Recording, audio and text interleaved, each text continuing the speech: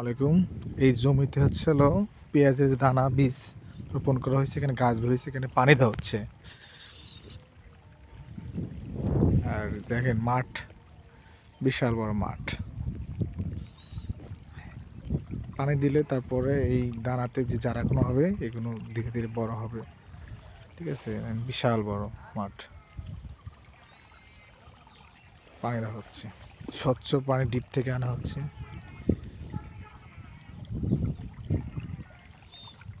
অনেক সুন্দর।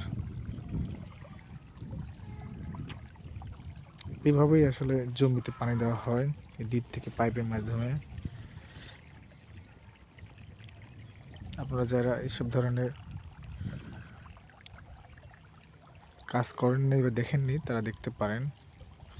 দেখেন এইদিকে রসুন, তারপরে গম, বিভিন্ন রকম চাষবাস করা হচ্ছে।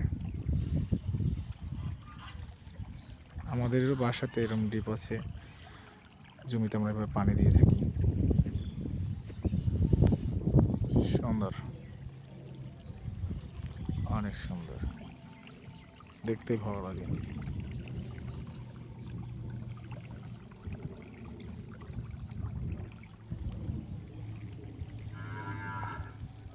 হিউজ পরিমাণ মানুষ।